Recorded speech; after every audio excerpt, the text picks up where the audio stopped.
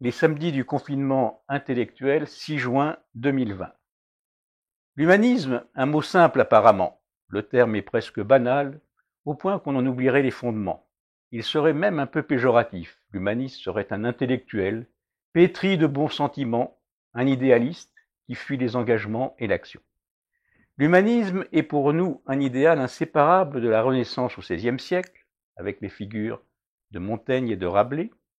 La Renaissance, c'est, après des siècles de scolastique médiévale, la rupture avec le dogmatisme, le retour à l'esprit critique, y compris sur les textes bibliques comme le voulait Erasme.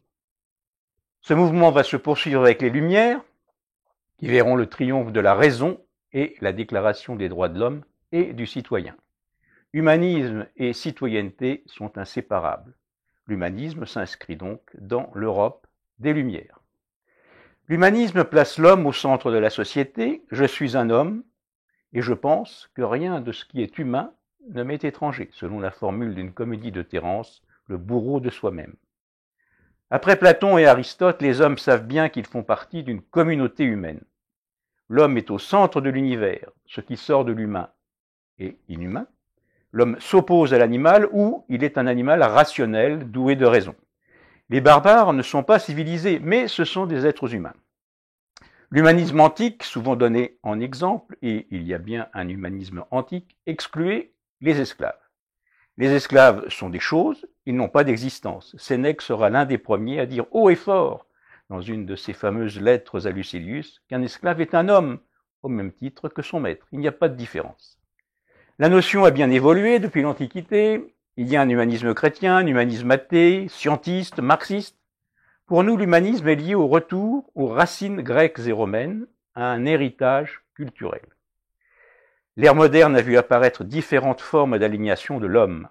Cela commence avec la civilisation industrielle et se poursuit avec l'avènement des totalitarismes au XXe siècle, avec leur forme en Allemagne nazie et en Russie soviétique. Des systèmes exploitent l'homme en niant son individualité. Les totalitarismes écrasent l'homme au profit des masses, même en voulant mettre fin à l'exploitation de l'homme par l'homme. L'homme a une valeur et non un prix, il n'est pas une marchandise. Est-on encore humaniste aujourd'hui? L'humanisme a-t-il un sens? La question s'est posée au lendemain de la Seconde Guerre mondiale, après les camps de concentration, après Hiroshima. Le débat est revenu à l'ordre du jour avec le philosophe Francis Wolff et son plaidoyer pour l'universel, publié à la fin de l'année dernière.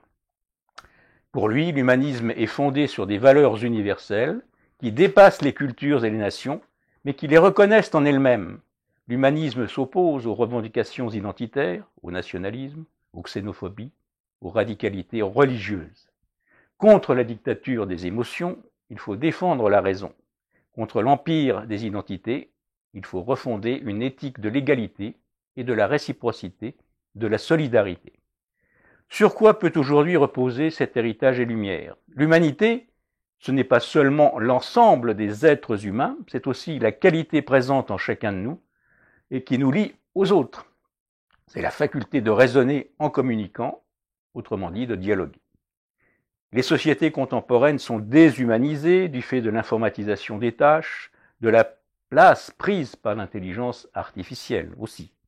Or, l'humanisme est lié aux humanités, à l'éducation, à l'enseignement, à l'usage de la raison, à l'exercice de la démocratie, comme l'ont bien enseigné les anciens. Les humanités aujourd'hui ont été sacrifiées dans notre système éducatif au sens d'une culture classique. Or, l'école doit former des citoyens. Selon l'humanisme, l'homme est citoyen du monde, mais le cosmopolitisme n'est pas le mondialisme ou la mondialisation. Il reconnaît les cités et les nations, les différentes cultures. Former des esprits critiques, des hommes capables de penser, des individus cultivés, civilisés, voilà le but de l'humanisme.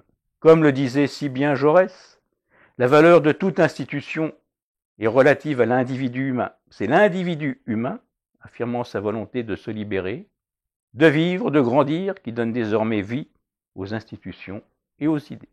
Dès lors, l'humanisme est inséparable de la citoyenneté et de l'idée de démocratie.